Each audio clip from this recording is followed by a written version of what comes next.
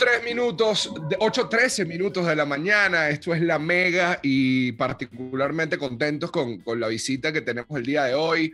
Además, una visita que ustedes van a poder disfrutar más adelante cuando la vean tanto en IGTV como en YouTube, en el canal de YouTube de La Mega.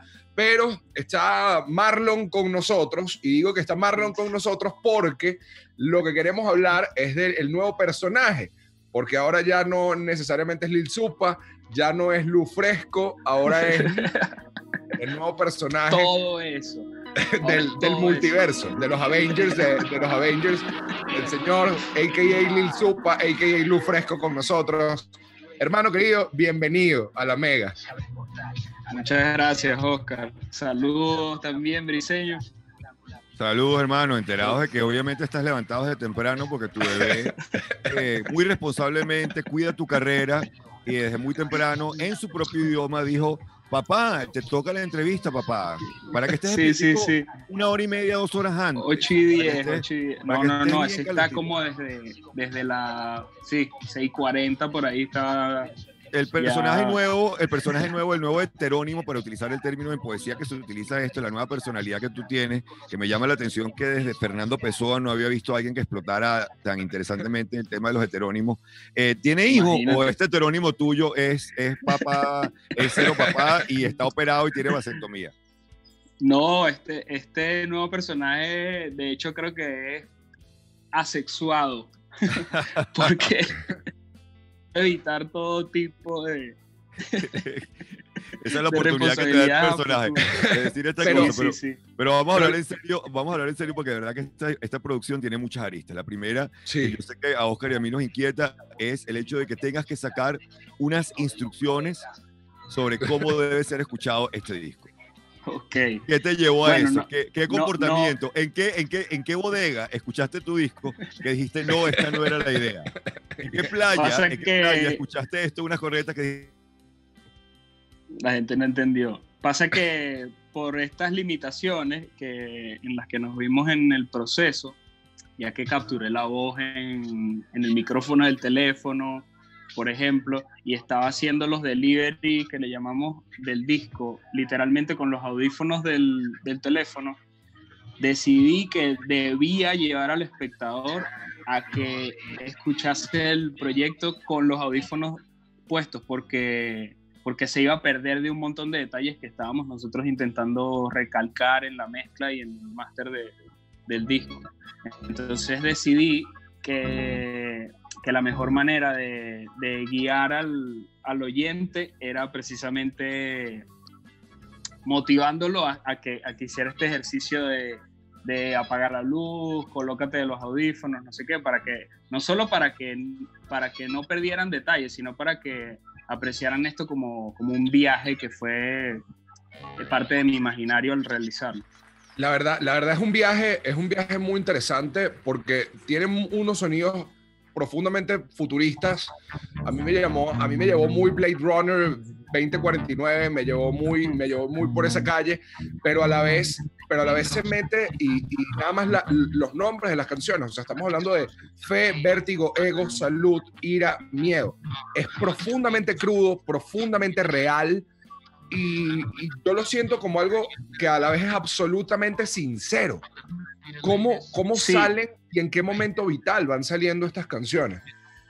Creo que la decisión de que fuesen sensaciones los títulos de los temas era también para plantear eso de que no necesariamente es un proyecto por ahí para llamarlo futurista, ¿sabes? Esta estética sonora viene de los 70s y 80s, sí. Entonces para mí, o sea, en mi memoria musical está en un sonido retro, pero entiendo que todas estas películas de escenarios distópicos y todo esto tienen estos ambientes sonoros, pero decidí que el personaje debía tener estos problemas como que un presente bastante terrenal, por decirlo así, ¿sabes? Como que esta es una visión a futuro tal vez de este personaje, pero padece de este tipo de problemas que cada uno de nosotros tiene, ¿sabes? Tú das las claves, creo que el cortometraje, que también es parte de lo que has venido produciendo de cortometraje, en el cual haces, intencional o sin intención, un homenaje a David Bowie y el hombre que cayó a la Tierra, y a la vez metes un poquitico del Quinto Elemento, una película más reciente, pero hay esa idea de la persona que cae aquí y obviamente ver el mundo en el que estamos ahorita a través de los ojos de alguien de afuera, en este caso un alienígena, una persona que viene de otro universo, de otro planeta, te da la oportunidad a ti de como que neutralizar la emoción de quien es protagonista de los hechos, de quien estaba atrapado en esta sociedad, y de alguna manera dice, ok, voy a agarrar la distancia que me permita mirar esto desde otro lugar, y ese cortometraje es algo que estaba concebido ya como parte del todo, o es algo que surgió antes y de allí partiste, es algo que, digamos, cómo se mete, porque cuando uno ve cortometraje uno entiende la propuesta de una manera mucho más clara. Y para mí fue, ese Oscar fue un momento en que dije, ya va, esto hay una cantidad de emociones muy personales y la única manera de plasmarlo fue salir de tu persona, no solamente a tus personajes, a tus heterónimos, a esas carátulas que utilizas para hablar con otra voz, sino inclusive a través de la mirada de un personaje que te tuviste que inventar, que es esta mujer que viene de otro lugar.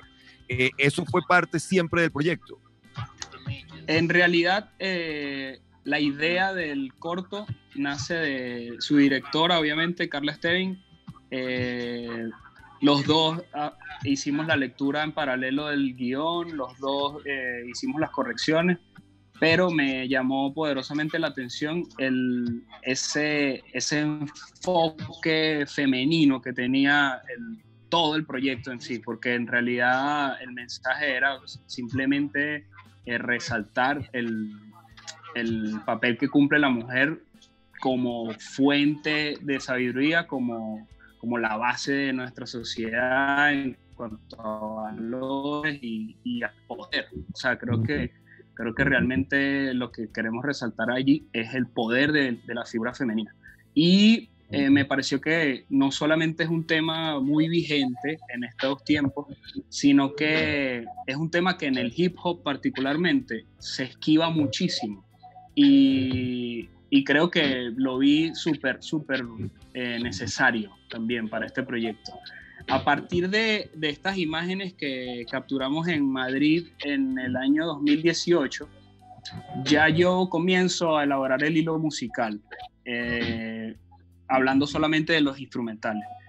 Y como un año después de ese ejercicio, yo obtengo el corte de edición que hace que esto tenga como una narrativa lineal, ¿no? por llamarlo de alguna forma. Y decidí que esas sensaciones que me estaban dando esas imágenes según el corte de edición llevaban esos nombres, ¿sabes? Como que este tributo a Kubrick, por ejemplo, que ocurre al principio de Vértigo, creo que la primera palabra que me dio fue como fuga, escape, no sé qué, y terminé llamándolo Vértigo.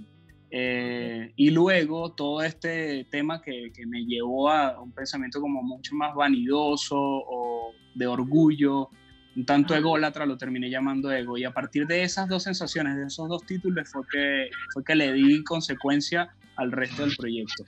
Pero los dos primeros temas que nacieron fueron a partir de la observación de ese primer corte de edición de este cortometraje. ¿Dónde está el fenómeno en la música? Estás hablando de que aquí ya habían cortes de estos temas en 2018. El disco sale en mitad de una pandemia y parece que lo hubieses escrito la mañana en la que lo publicaste. ¿En dónde se produce o de dónde viene ese fenómeno en la música que en este caso se hace tan atemporal? Porque el disco realmente se escucha hoy y estás hablando de fechas 2018, cortes de edición, líneas sonoras que tienen 2-3 años encima. Pasa que esta estética sonora la empecé como de una forma a imaginar en mi línea de música después del álbum Stereo que salió en febrero de 2017, pero en ese momento no parecía nada coherente que yo, después de un trabajo como Serio, con unas inspiraciones cinematográficas más apegadas a los thrillers de mafia, etcétera, sacara algo como Neón, ¿me entiendes? Entonces yo creo que de alguna u otra forma fui añejando esa idea y guardándola, haciéndola a un lado, para desarrollar otros proyectos colaborativos y de alguna u otra forma empezar a introducir esta estética en esos proyectos colaborativos. O sea, por ejemplo, desde el álbum Serio para acá, hice, por ejemplo, el álbum de mi grupo, el Dojo. Y en el sonido del álbum del Dojo puse un par de guiños al personaje Neón. Después hice otro EP colaborativo y también agregué un par de detalles como para ir de una u otra forma direccionando o de alguna u otra forma orientando al oyente a que viene algo totalmente diferente a lo que hizo Luz Fresco, a lo que hizo Lil Supa, pero que no está aislado, ¿entiendes? Sino que tiene como que su par de conectores en esos otros proyectos que te estoy comentando. Entonces, de alguna u otra forma, yo vengo elaborando el discurso de Neón a través de otros proyectos desde 2017. Pasa que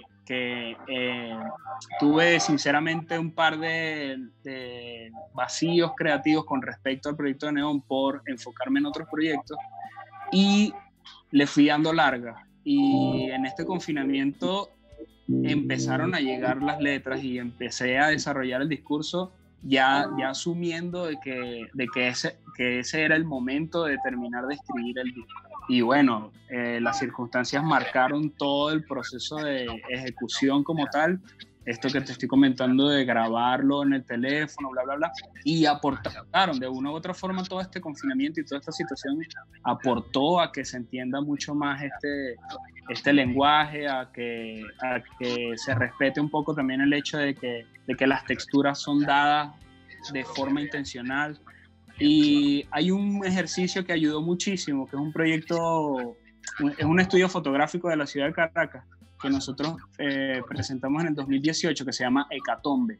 En este proyecto en específico, yo abordo muchos de estos temas que hoy por hoy están muy vigentes con esta situación que estamos viviendo. Y viene de una visión caraqueña, o sea, venezolana. No es nada planteado en un escenario dentro de 40 años, ¿sabes? Es de hoy. Claro, extraordinario, porque además hay algo que acabas de tocar tangencialmente, un tema al que muchos artistas temen hablar públicamente, que es el tema del vacío creativo y el ritmo. El tema de publicar, el tema de no decir, mira, ya va, ahorita no tengo cabeza para. ¿Cómo se lidia? Porque la verdad es que es un proceso individual, porque es un tema del que tantos artistas son reacios a tocar y a negar su existencia.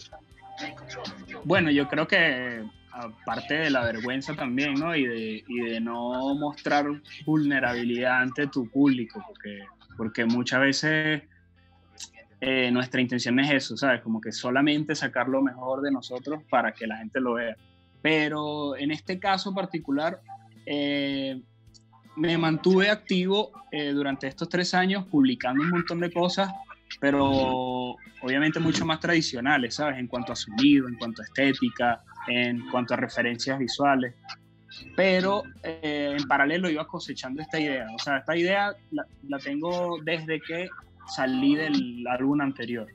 Y no fue concebida como un álbum como tal, o sea, termina siendo un álbum porque decido en la ejecución que faltaban 2 o 3 temas, pero en realidad esto iba a ser simplemente la banda sonora de algún proyecto visual. Y en principio, el corto que viste, que se llama Vértigo y Ego, tenía otra consecución, ¿sabes? Tenía como una secuela bajo otra óptica de otro director, y a ese otro corto yo iba a hacerle la banda sonora. Y el proyecto estaba planteando como para hacer una banda sonora de unos 20 minutos o media hora, pero no planteado como un álbum como tal.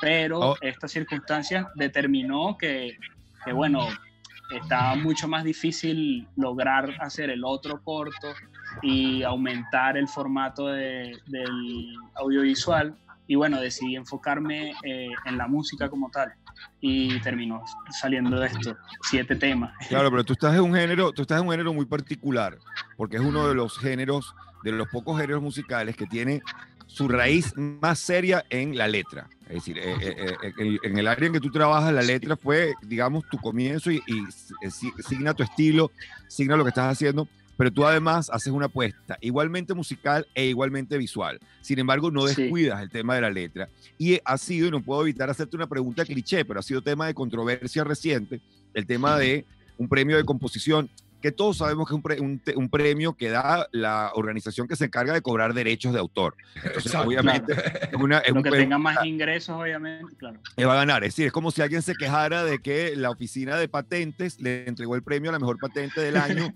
a, de repente, un succionador de espinillas. Bueno, pero resulta que ese succionador de espinillas vendió más que un tomógrafo y que un aparato que salvaba vidas. Pues, ¿qué quieres que yo haga? Sin embargo, generó una discusión muy interesante sobre el valor de la composición, a qué nos referimos con composición.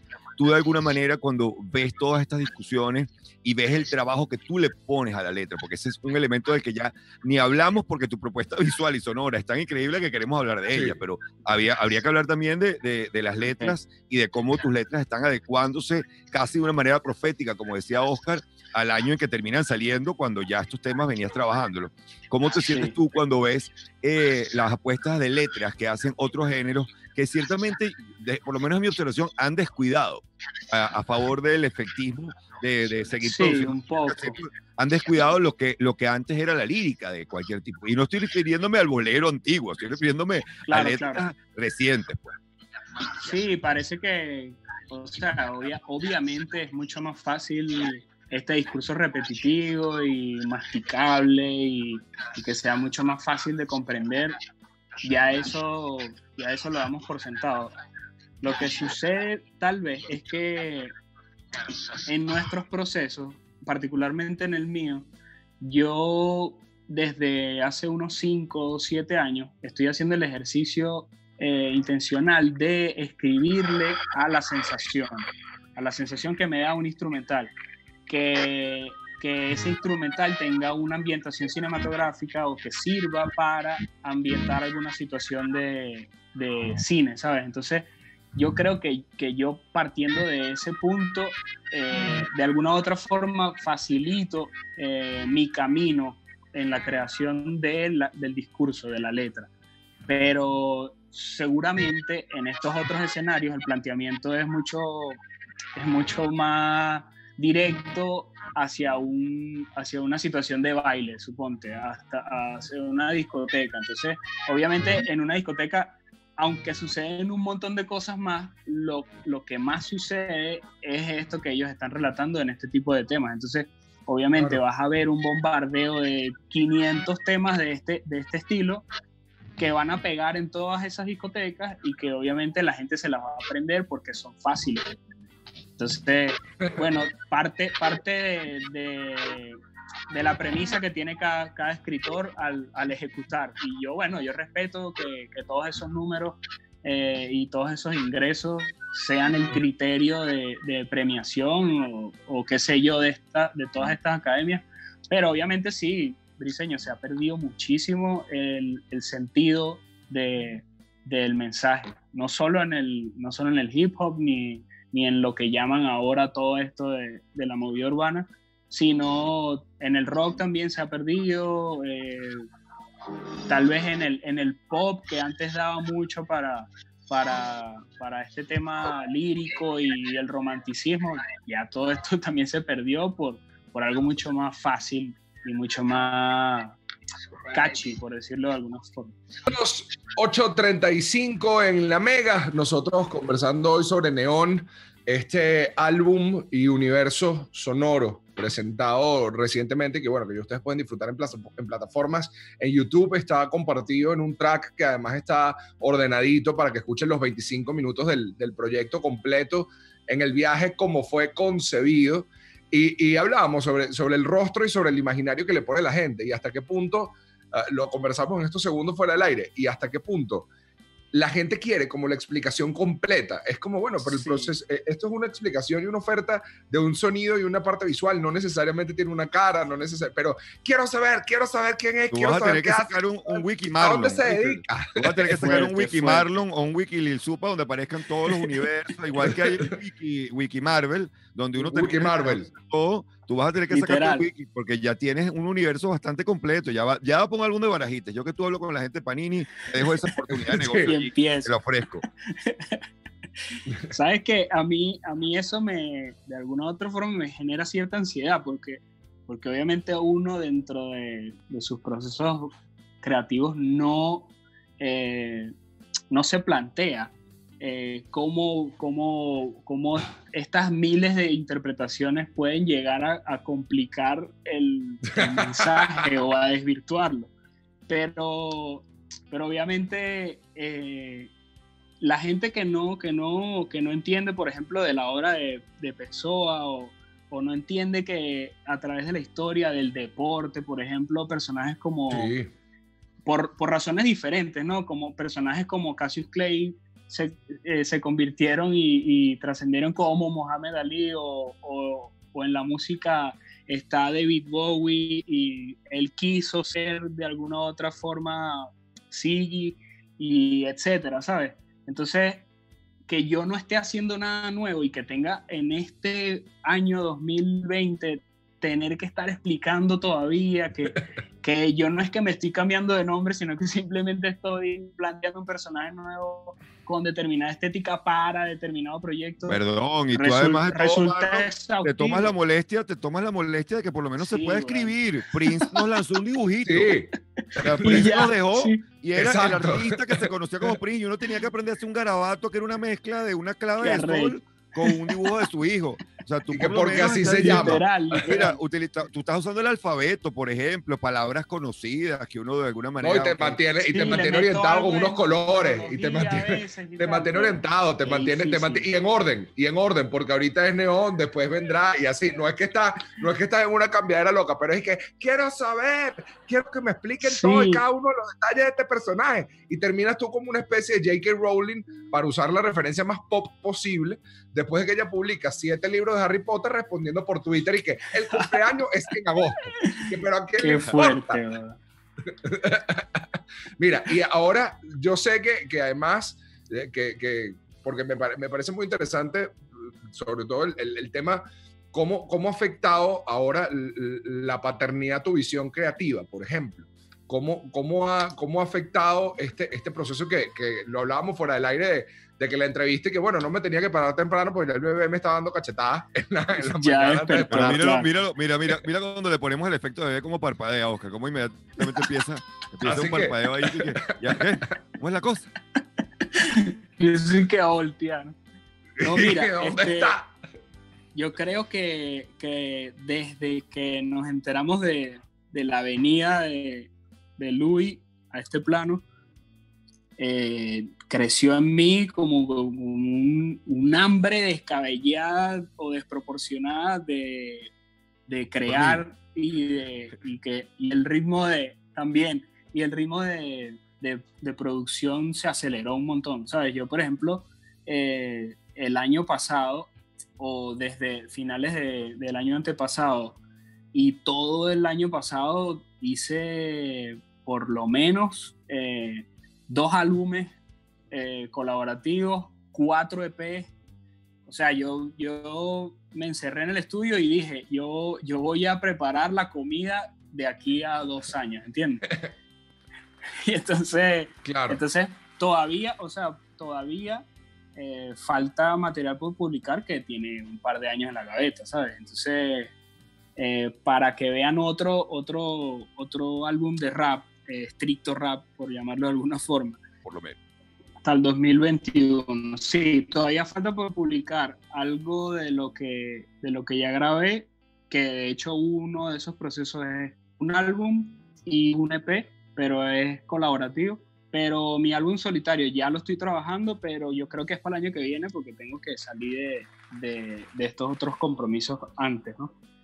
Que Pero además creo de que sí, esas colaboraciones, obviamente contar con tiempo para Louis es ahora mismo mi prioridad, ¿sabes? Mi prioridad emocional y mi tranquilidad mental, obviamente. Que estemos en esta pandemia me permite disfrutar de un tiempo con Luis que obviamente no hubiese hecho si no estaríamos en esta situación, porque estaría probablemente en México, ¿sabes? En donde sea, trabajando, pero estaría perdiéndome de un montón de cosas que hoy estoy viviendo con él, y también le agradezco al universo en parte de eso.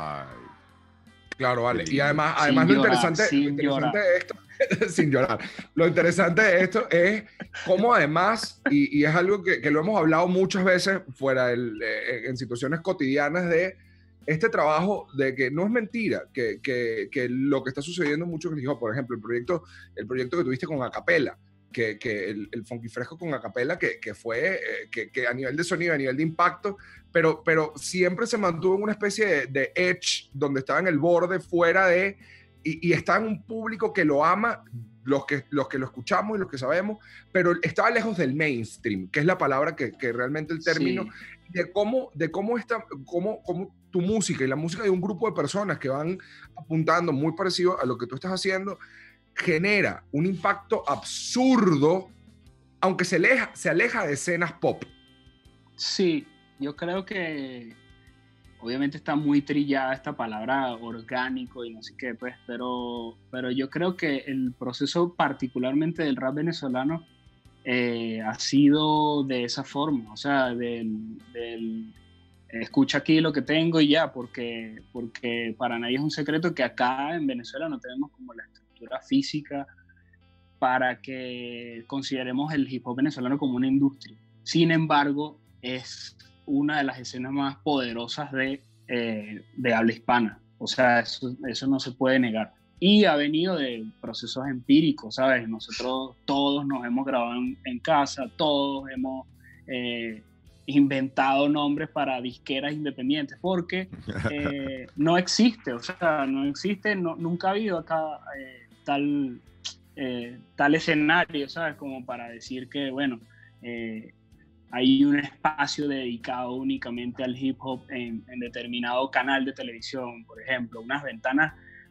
diferentes como las ha tenido escenas como en España o Chile o México, que se han consolidado y que hoy por hoy se puede decir que son escenas autosustentables. O sea, hay muchos exponentes de hip hop en México o en Chile o en estos países donde la escena se sostiene por sí misma, que no conocemos nosotros, y de repente revisa sus números y son increíbles, ¿sabes? Son millones de millones, y solamente el nicho de consumo está en su país.